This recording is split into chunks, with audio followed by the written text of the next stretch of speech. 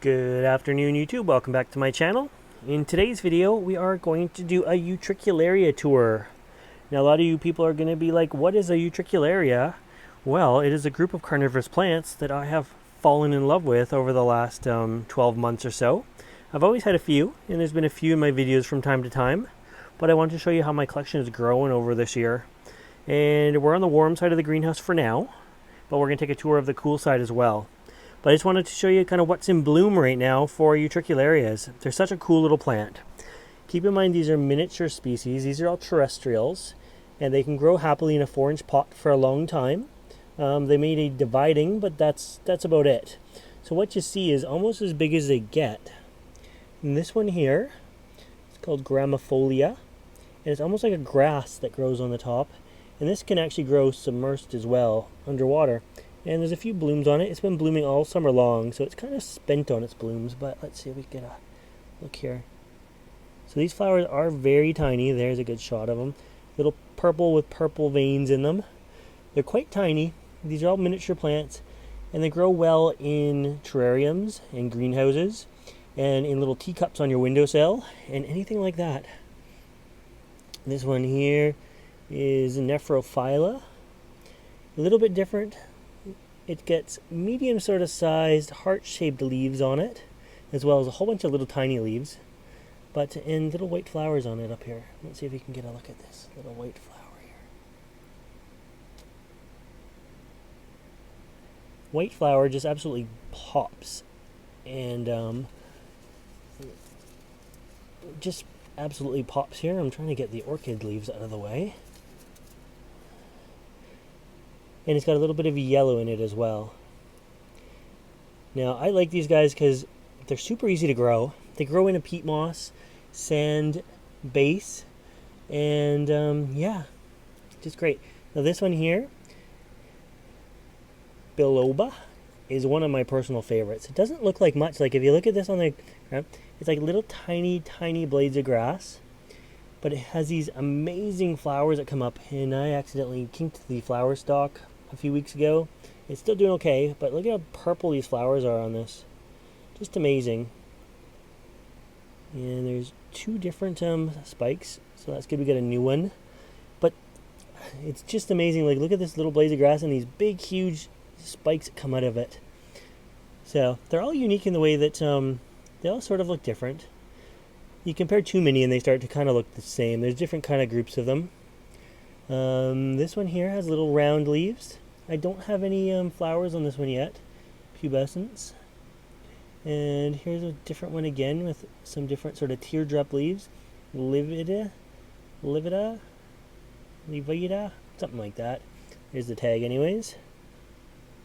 This one here has little white flowers. And some of them have a hint of purple to them too. There might even be like 2 different species growing in this one pot here. But it came in as, and this is a long name, Munutisma. And because it's so small.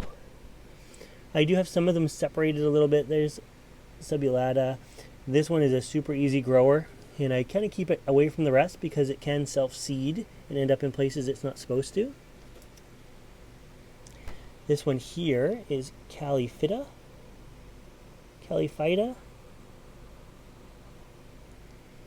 Very different as well. I'll show you the leaf in a sec. And this guy had been growing warm for a good 6 months, and it's starting to show. I kept it warm for the summertime, and I think the leaves are. It needs a little bit of a cooler rest. I'm going to move this to the cool side of the greenhouse after this. I have a few pots of it. And yeah. Now stuff is not necessarily where it belongs. I brought some stuff out. This one here is a cultivator called Jitka.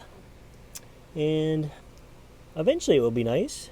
Only a couple leaves on it right now. I'm giving it lots of love in a big pot. But this is sort of the warm terrestrial ones other than this guy. You can see the difference here. This one is more epiphytic. So it's more in sphagnum moss and live moss. More like as if it was growing in a tree. But these guys here being terrestrial, they're basically in a peat moss base. And yeah, there's a few different ones back there as well. But I can't show you them all because we have time constraints. So let's go have a look at the next little section of Utricularia. Okay, we have moved over to the cooler side of the greenhouse. And it was very hard to actually sort these. It took me a little bit of time. And most of the ones in the warmer side are from Australia, southern and northern Australia. And then the ones in the cooler side are more from South America. But that isn't necessarily the case for all of these guys. But let's look at this guy. There's basically nothing coming out of the pot here. I can see more stuff that isn't the plant, like extra bladderworts and stuff like that growing than the actual leaves. You can see this is just a fine little leaf down there. But look at the flowers. So this one is a Blanchidii, however you want to say that. I'm new to these guys, so my Latin is horrible to start with. And yeah, but look at all these spikes. And they're just basically coming out of the dirt. This is what it looks like.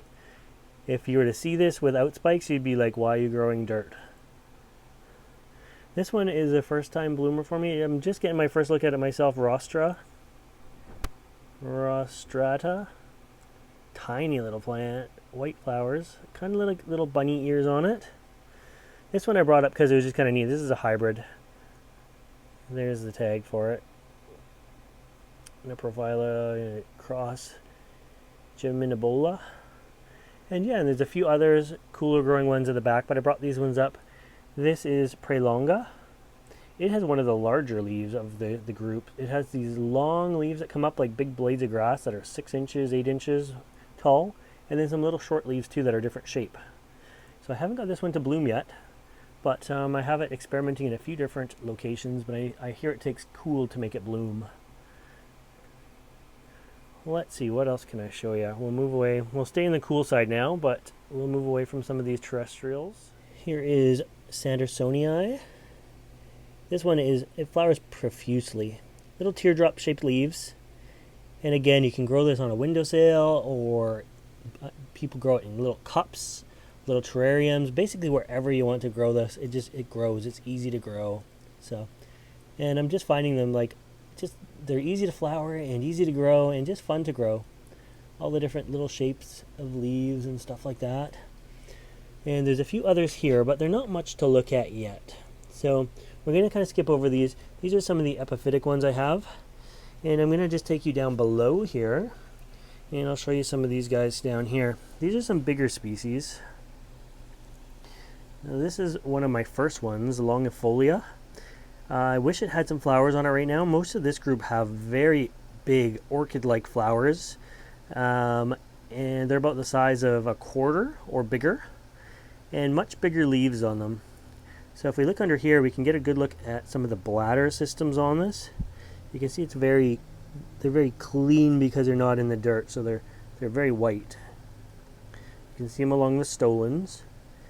And they have bladders that are underwater or underground and catch little microscopic organisms from underneath. But yeah, even not in flower, it's a very nice looking plant. Now we get into some of these guys here. They remind me of lotuses. This is Reniformis here, and it's a larger form. And then I have some hybrids. This was one of my original plants. I only started giving this one love last year.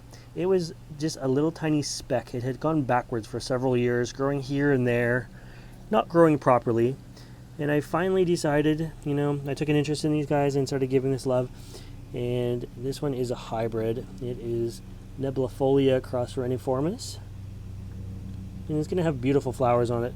Lots of runners coming off the top. That's why you see all these little windy things that keep shoving them back in. The leaves look like this coming out. That's a new leaf. But then there's runners. So in the wild, they go from a little body of water to little body of water, whether it be bromeliads or heliumphoras or whichever, but they like to travel that way. There's a few different modes of propagation, and the runners are one of them. Here's a small form of Reniformis. And again, I will do another tour of these. These are new to me, so I will do another tour of these when they're in bloom. Another Reniformis. Oh, this first one, you know what? That's a hybrid. This was Reniformis nebulifolia, the opposite cross of the one beside it. So this is a very robust grower. It's a crazy grower. Yeah, it's actually new, but look at how the roots are coming out of this with the traps on it. And I didn't get that too long ago either. So it's the opposite cross of my original one. Alpina down here. This is bloomed for me. It has big white flowers on it. I did do a video on that guy. Humboldtii coming up there. And again, this one has lots of stolons that are really just the runners. And they'll form little plantlets if they hit the right media. Nice leaves on it. They're getting pretty big. So I'm hoping for some bloom soon. It's doing really well. It gets red easily under my lights. Some of the older leaves that weren't used to the brighter light really went red fast. And then this one here is my, although it doesn't have many leaves on it right now, Carnivorous. Gets huge nice leaves on it, like 8 inches across eventually. I have 3 altogether. I had 4, but I broke one off. Shame on me. And I just grow it in a Rubbermaid tub with some drain holes about halfway down and dead moss underneath and live moss on top. And I just kind of keep it waterlogged. So some of these epiphytic ones are kind of, they can grow semi-aquatic as well, almost semi-submersed. The term would be emerging aquatic, which is nice. That's why some of them are in trays of water. And others need a little bit of a rest. Now what you see here, I have moved some around, so if you see one in water that shouldn't be, or one that isn't in water that should be, yeah, that's just because I probably moved it around. So some of them are true epiphytes and like the same material, the sphagnum moss, perlite, live moss on top, and others are the emerging aquatics, which can grow drier like the epiphytics, but don't mind sitting in trays of water either. It makes it super easy to water them. But I just love the big leaves on this family of them, and they all get such nice big flowers. Flowers are predominantly purple, but yeah. And then I have some trays that look like basically nothing, but there is stuff in them. So hopefully in the future it will be a much brighter Utricularia tour. Although the green leaves are really cool, it would be nice to have some big green leaves with some nice beautiful flowers as well. On that note, I do have a few other ones just kicking around, but again, they're just getting started. So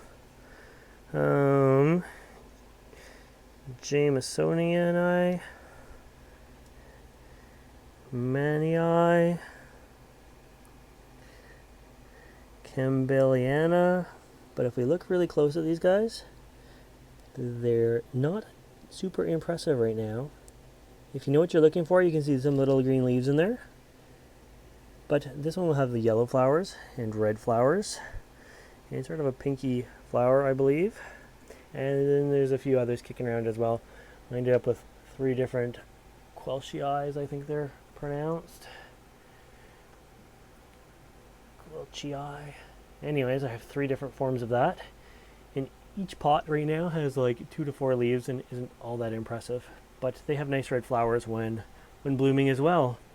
So yes, lots of Utricularias, and most of them are new this year, this spring and summer, and they're all settling in nicely. Some are growing faster than others, and some look like empty pots still. But anyways, I hope you like this video. And I do encourage you guys to try some Utricularias as well. They're a really underrated group of carnivorous plants. And if you're an orchid lover, they're like a really nice touch because they'll grow really easily with orchids and other plants like that. Like the terrestrial ones are more miniature. The epiphytic ones are a lot more robust and bigger for the most part. That's not true because I have these guys down here that are just as miniature basically. But there are some nice size ones if you don't like the tiny plants. If you're pressed for space, giving them a 4-inch pot will keep them happy for a long time. So anyways, I hope you like this video, and if you want to see more videos like this, make sure you subscribe to my channel. And as always, thanks for watching.